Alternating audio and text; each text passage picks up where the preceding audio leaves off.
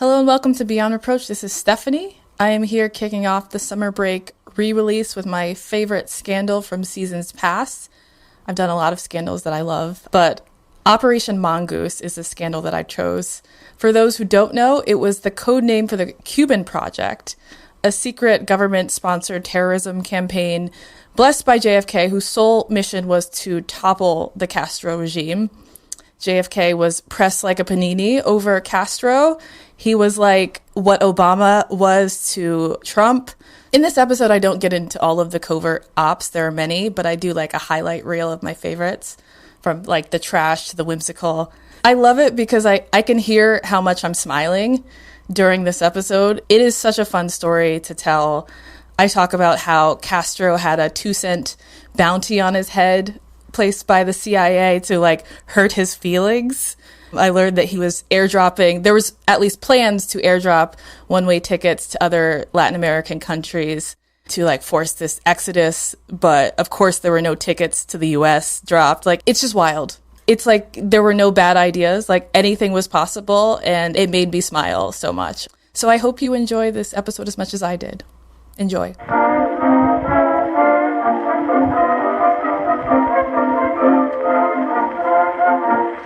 Did you know that JFK felt the same way about Fidel Castro that Trump feels about President Obama?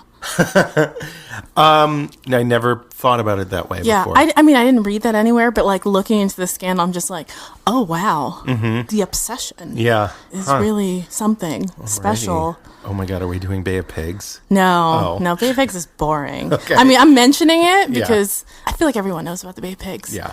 I'm doing the Cuban Project. Ooh, do you know the Cuban Project? I don't. Yes. Oh, you're in for a treat. So the Cuban Project, codename Operation Mongoose, was a secret government. Do you know this? I've heard of Operation Mongoose, yeah.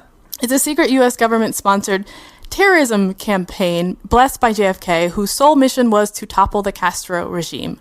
I don't know why, but I am grinning from ear to ear. This is enjoyable.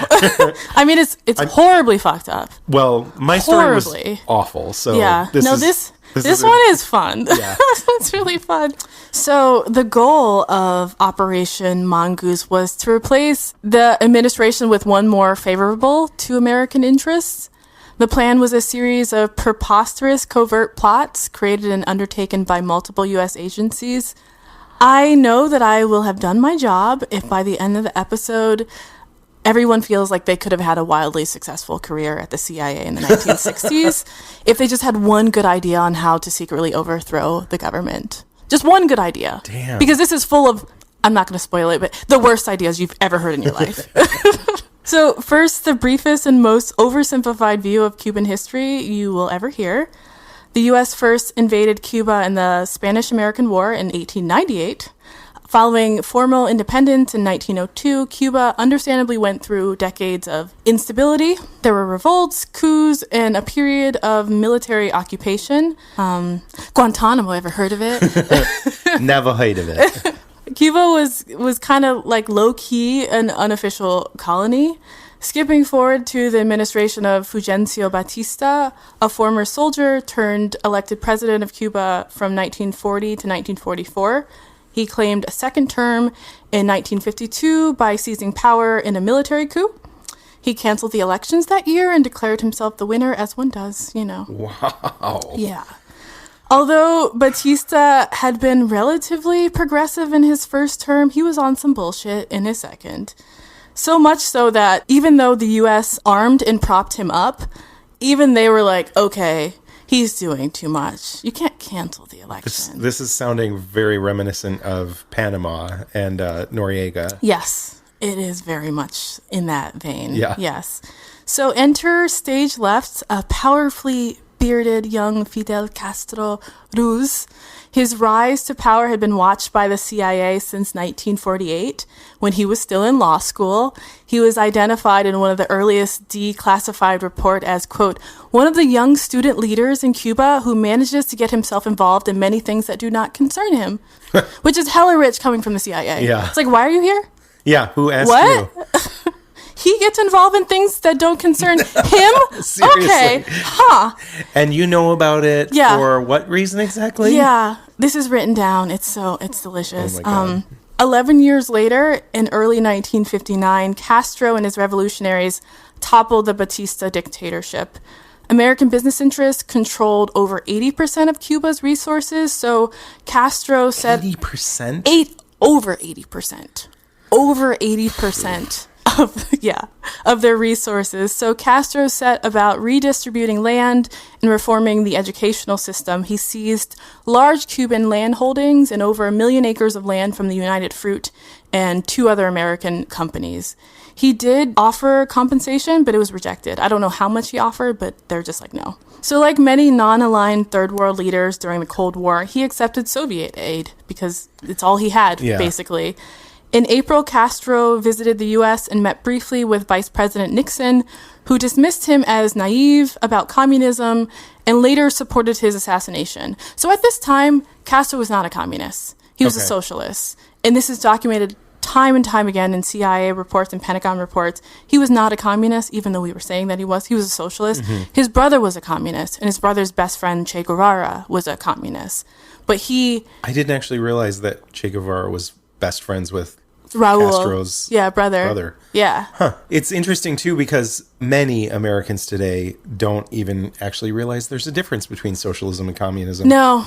If you look at social media, especially. It is so sad. I see that so often, and I'm like, Stephanie, do not jump in there and educate them. Because we all have our girl Google. To step away from social media because I would be like, excuse me. Yeah. So when the U.S. and British oil companies refused to process Soviet oil at their Cuban refineries, Castro nationalized them and threatened to kick out all American business from the island. Eisenhower enacted a punishing trade embargo, denying the Cuban people, among other things, market for their sugar, which was their most profitable export by far. Wow. And the Chinese and the Soviets wanted to buy it. Yeah. And they wouldn't let them. So our biggest beef with Castro was that he was not a puppet, and he didn't crack down hard enough on communist propaganda within Cuba. Yeah. Like, he was just letting messages of communism just, like, be around and, like, wasn't locking them up and putting communists in jail. I probably shouldn't say this, but it sounds a lot like the way we have treated Puerto Rico over the years, and look at Puerto Rico now and the position that they're in because they have played along with us for so many decades. Yeah. And now they're completely impoverished because we have just taken everything from them. Yeah. So during the winter of 1959 through 1960, there was a significant increase in CIA-supervised bombings and raids piloted by American-based Cuban exiles. Cuba, however, did not respond with violence or revenge. Rather, it followed the procedure required by an international law, like a bunch of saps. In July of 1960, Cuba called on the UN for help. Bless their hearts. They provided the Security Council with records of some 20 bombings, including the name of pilots, registration numbers from the planes, unexploded bombs, and other details. They called for a resolution of the conflict through diplomatic channels. No one fucking cared. No one cared. Like the UN didn't do anything? Care. Well, our ambassador at the time, I think it was Henry Cabot Lodge, said that we have no ill will towards Cuba. Meanwhile, yet we have all of these records of all these bombings. Well, I'll get into it. Okay, yeah. Okay. So it's possible that he didn't know, but even if he didn't know, fucking all of this Cuba's going to the UN with proof. Yeah. And the UN is not doing anything. Yeah. All of this stuff was like declassified. Like at the time, it was like plausible deniability was like the name of the game, and like a lot of things were hidden. I mean, it made sense that they were hiding it because they were doing some dirt. Okay, so Operation Mongoose. Among the official groups collaborating on this operation were the CIA, FBI, NSA, Immigration and Naturalization Service, the U.S. Information Agency, and the U.S. Department of Defense and State.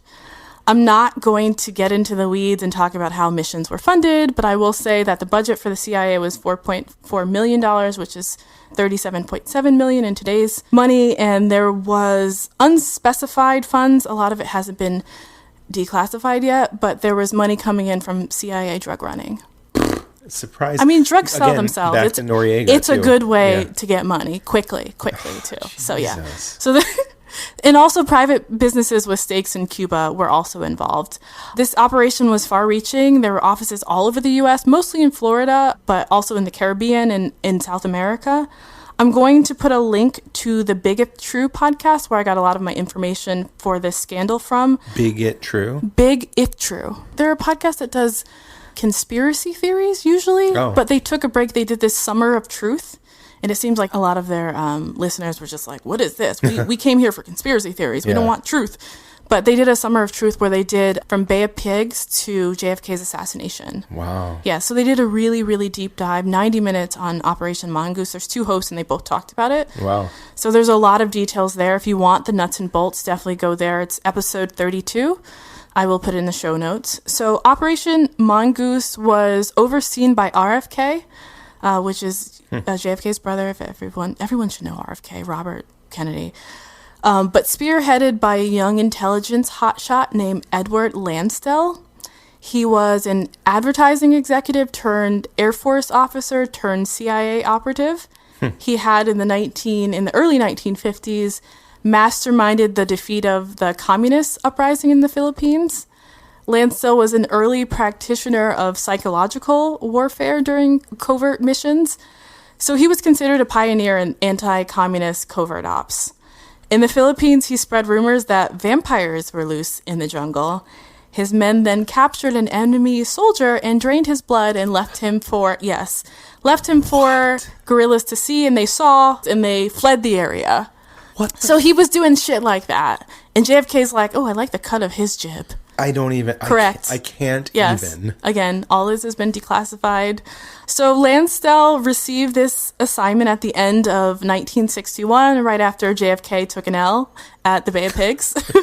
This was back when administrations had to be competent. For all of our older white listeners, taking an L means... Taking a loss. Oh, wow. Yeah, I get... Okay, you're right. You're like, you did that for your mom. That's so sweet. Yeah. Dear Mom. This was back when administrations had to be competent, so to flop so publicly was a huge scandal at the time. Wow. Yeah, so Lansdell was assigned chief of operations of a top secret interagency task force known as the Caribbean Survey Group, soon to be designated for cover purposes Operation Mongoose. Do you like love? Do you like love? Then you might like More Than a Crush. I'm Kim Berry. And I'm Marion Bolognese. We're the hosts of More Than a Crush podcast. Each week, we pick a theme and share a story. We also have interviews and share your love stories. So tune in. It may be rotten out there, but it's feel good in here. More Than a Crush podcast. Listen on Spotify, Apple, or your favorite podcast directory. Bye. According to Wikipedia, there are 33 tasks considered under Operation Mongoose. Some were just plans, others were carried out. The number of tasks supposedly came from the fact that there are 33 living species of mongoose. But I found 32 tasks and 34 living species of mongoose. So weird. Who knows? I don't know what happened there. I'm not discussing all covert ops, because I don't have all day, frankly. I'm just talking about the fun ones. This will be my highlight reel of my favorites, from the trash to the whimsical. My scandal, this is actually the first time this will happen, will not progress chronologically at all, because mission dates were largely unspecified. Also, many plots were disguised in code, and much is still redacted. Wow. So I just have bits and pieces. Mm-hmm. And I feel compelled to say that please note that none of these plots are conspiracy theories. Everything is true. Everything is from the 1960s. Everything is digitally displayed in the National Archives for all to read. This will be my first link in the show notes.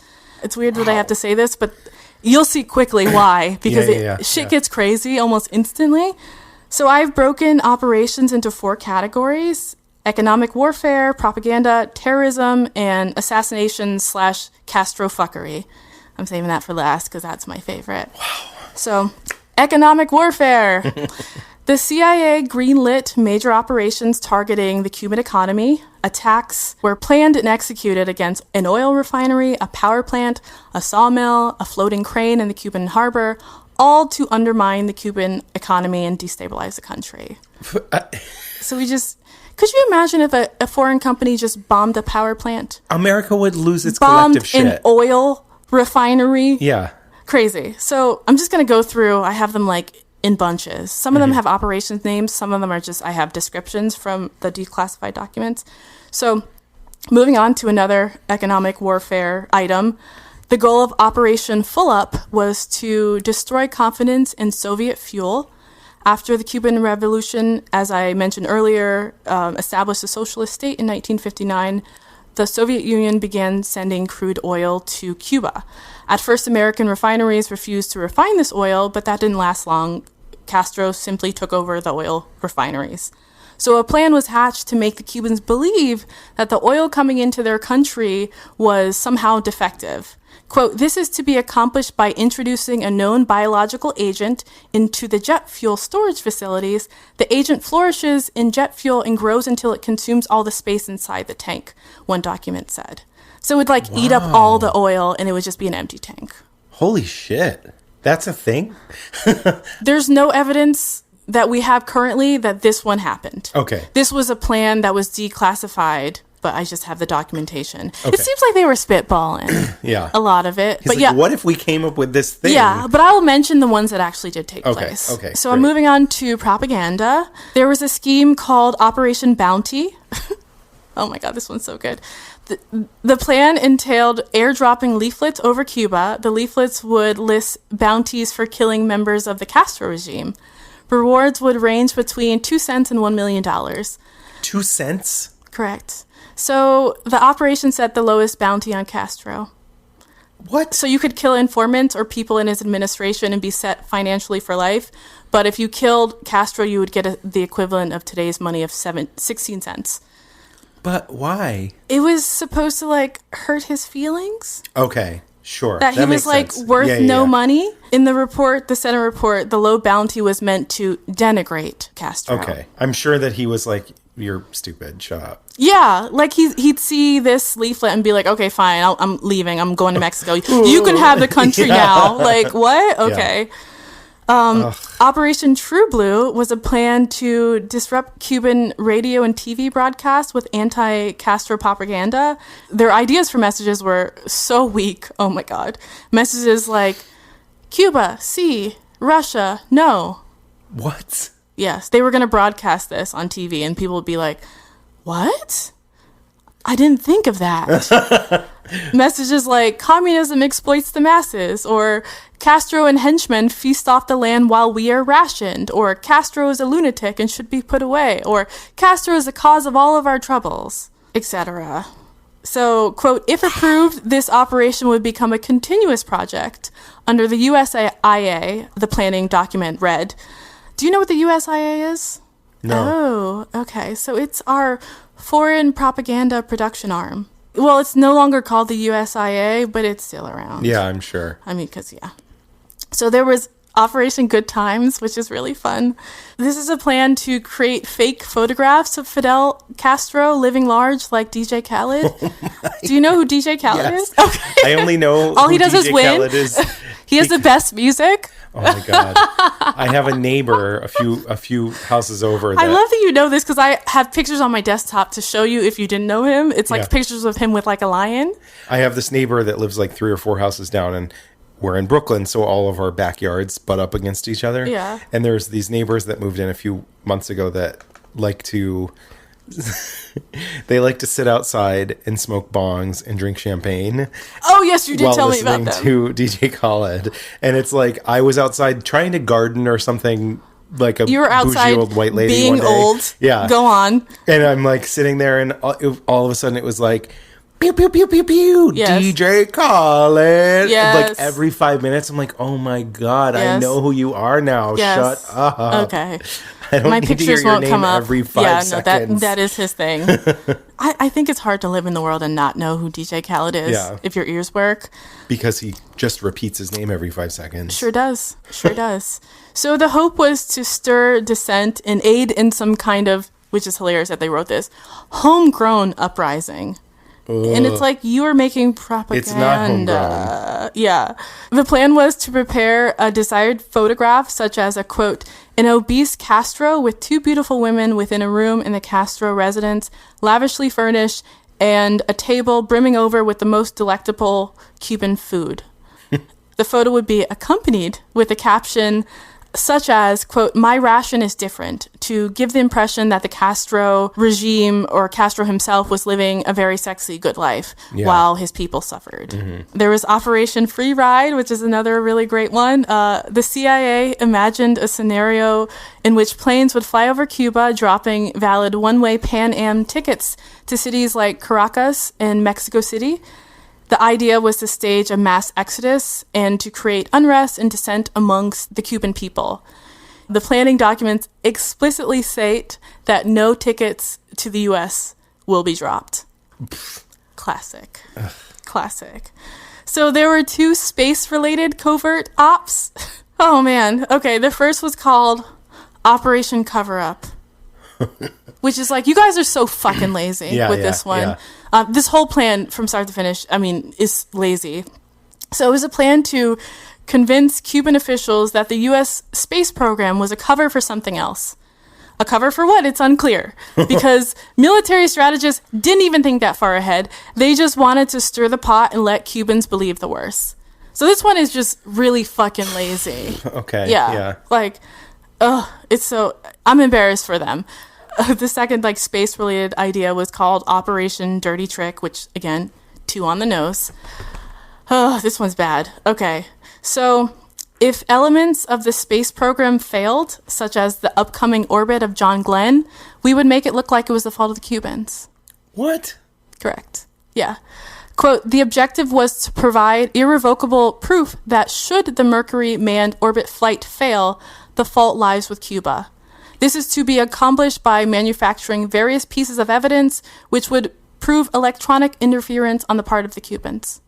We were preparing for John Glenn to die and blame it on the Cubans. I'm just like, does John Glenn know about this? Probably now. Seriously. Because it was declassified in the 70s.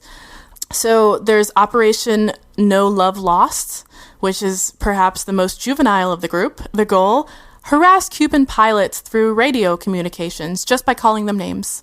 Things like, "I'll get you, you red son of a gun." And son of a gun? Son of a gun. What are they, me? Quotes. I know, right? Well, it's the 60s. Yeah. So, yes, they are you. This is like a bad word.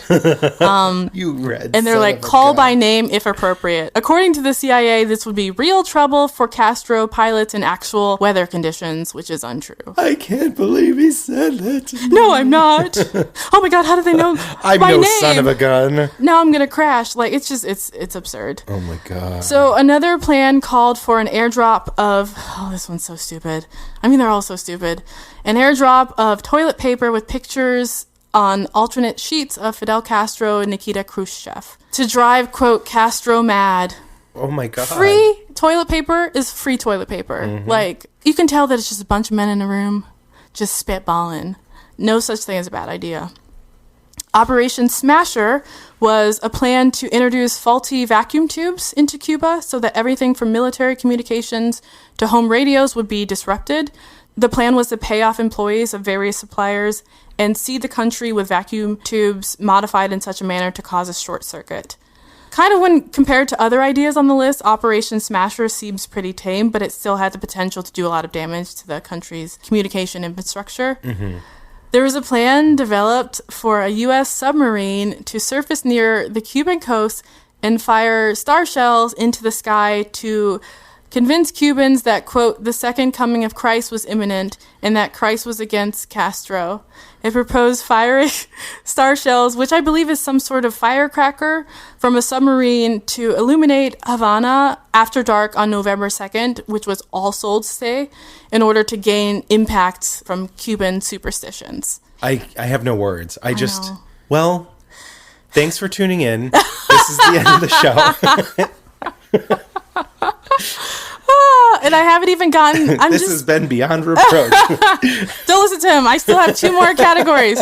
Terrorism. Moving on. Terrorism. Holy shit. There was Operation Invisible Bomb, a plan to hit Cuba with sonic booms to create confusion and damage. At first, Cubans would no doubt believe that they were under some sort of attack by isolated bombings, but over time, the shrieks would simply become an overwhelming presence of sustained terror, end quote. Jesus. It would cause not only apprehension, these are their words, but varying degrees of malicious damage as well, i.e. break all the windows on the street of Havana. The best part of the plan, as the government saw it, was that it was relatively safe, while leaving no tangible evidence that it was conducted by the Americans.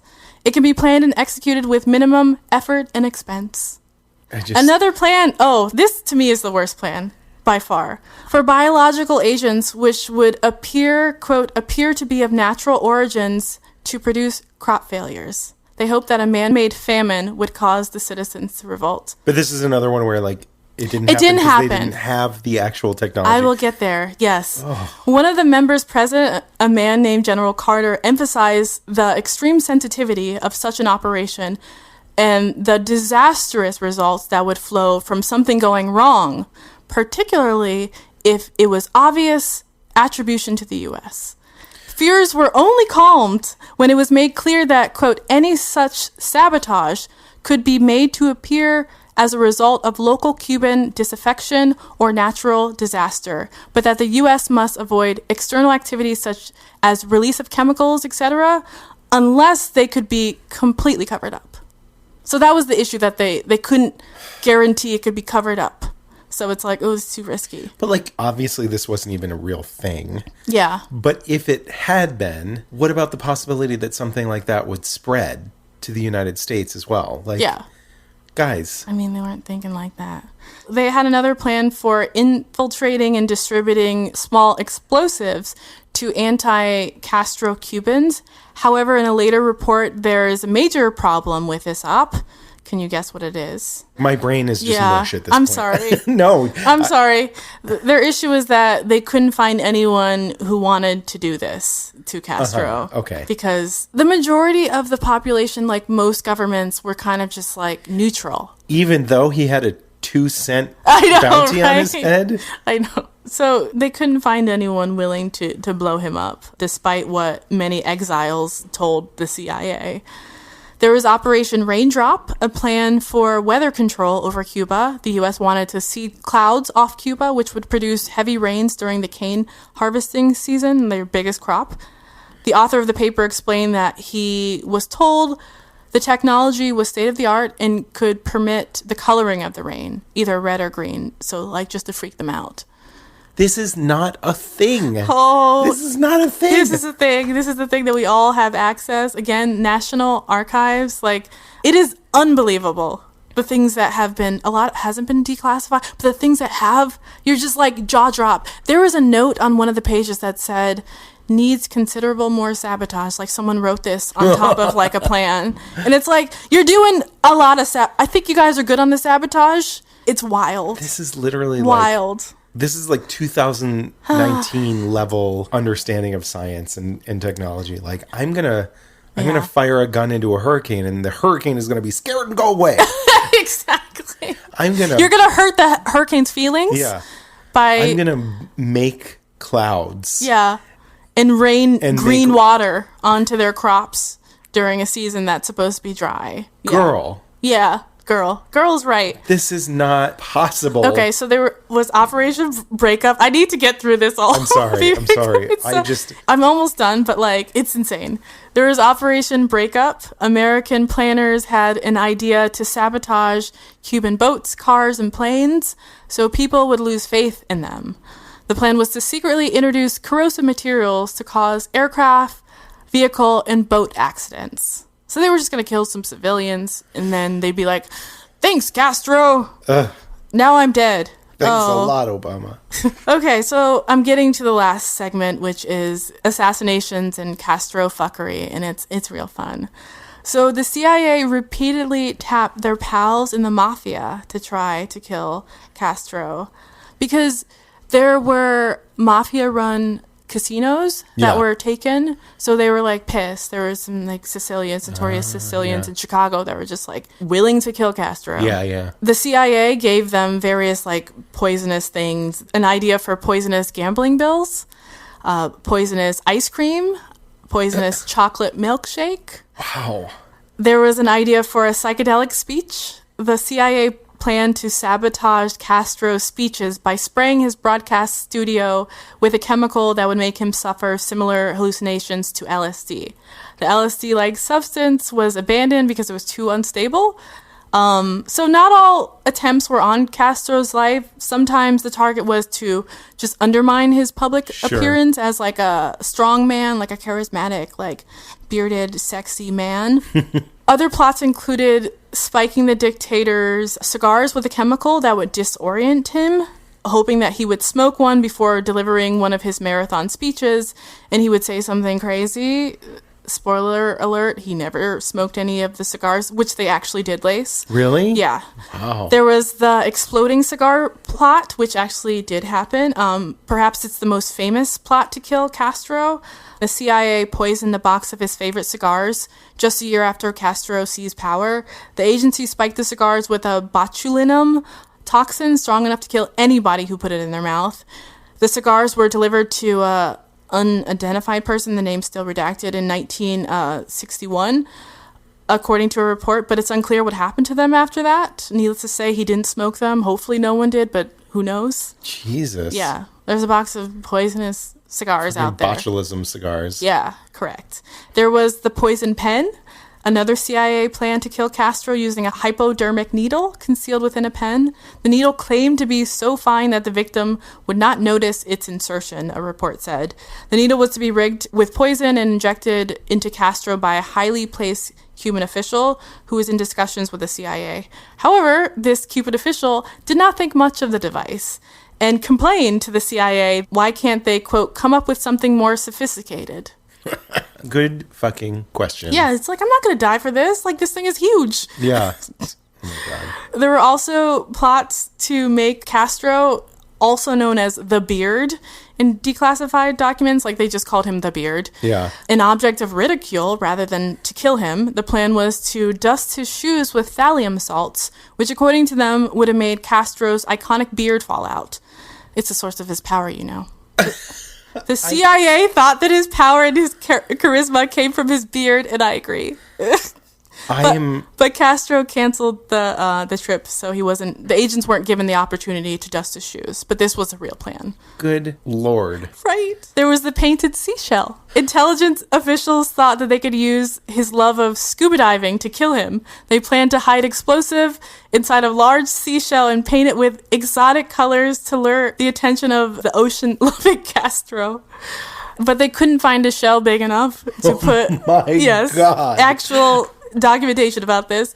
There was the idea for the contaminated wetsuit. The CIA planned to contaminate one of Castro's diving suits with a fungus that would produce a chronic debilitating skin disease.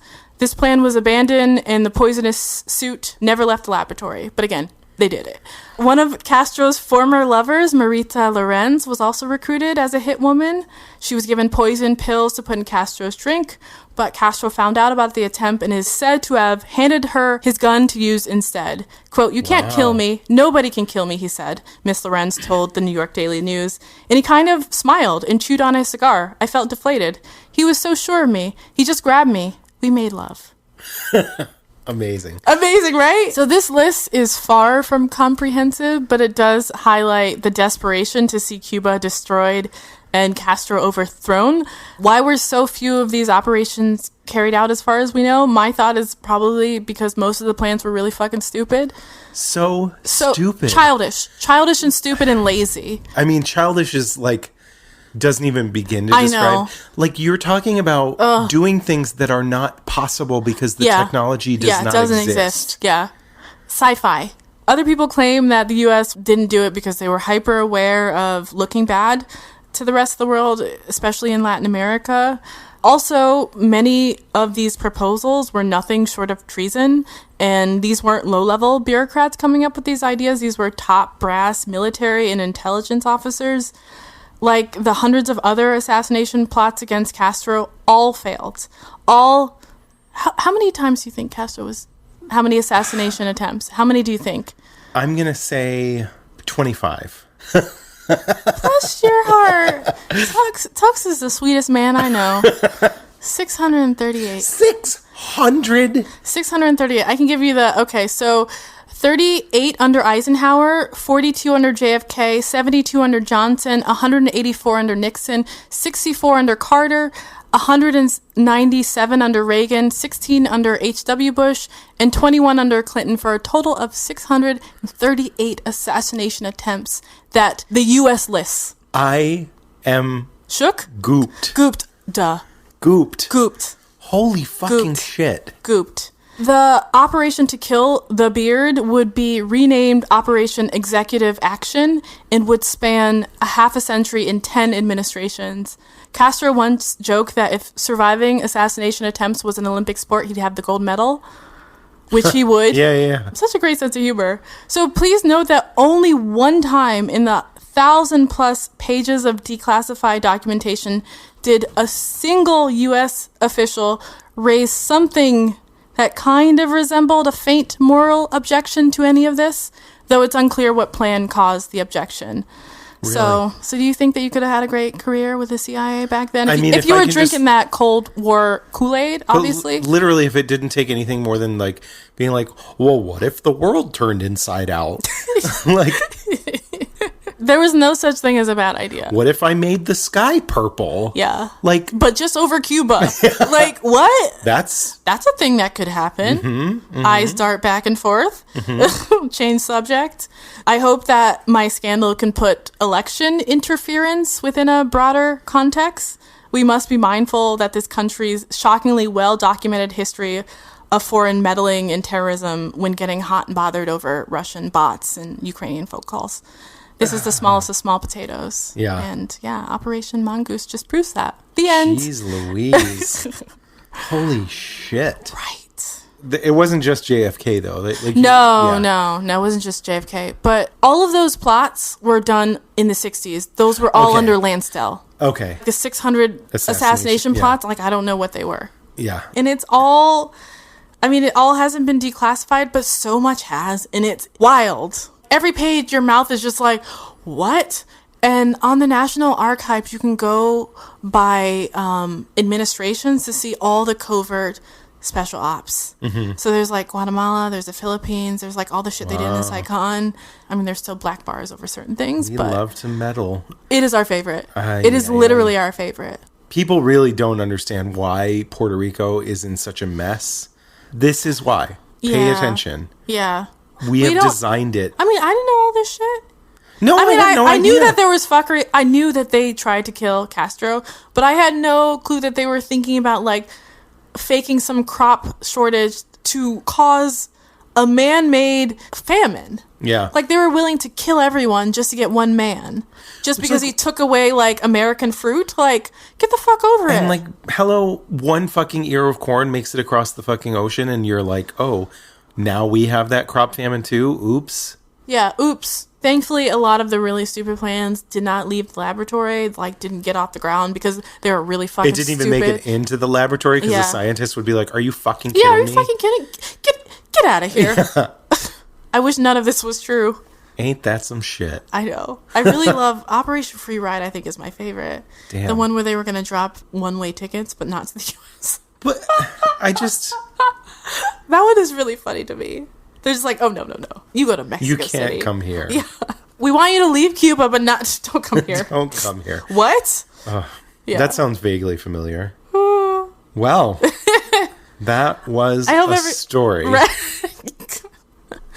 Are you okay? You don't look okay. I'm just, like, stunned. My brain is mush. Like, I just don't even... You thought you were goop before. I know, yeah.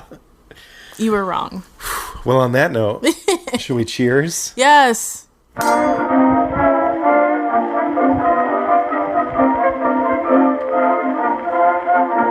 Beyond Reproach is proudly recorded in Bushwick, Brooklyn, on land belonging to the Lenape Nation. Please note that we are not historians, we're just a couple of drunks who never shut up and love history. A full list of all source information can be found in the show notes on our website. Please take a moment to rate, review, and subscribe. And remember that written reviews are especially important. If you like us, please do one of two things. Leave us a review on Apple Podcasts, or send this episode to a friend, family member, or someone who you think would be into it. Don't forget to follow us on social media, and make sure you follow us on Instagram because we post our cocktail recipes the Thursday before each full episode. Please drink along with us if you are not driving. We also have a shop at beyondreproachpod.com. Get your merch, brand yourselves, and we have exclusive content on Patreon where you can directly support the production of our show.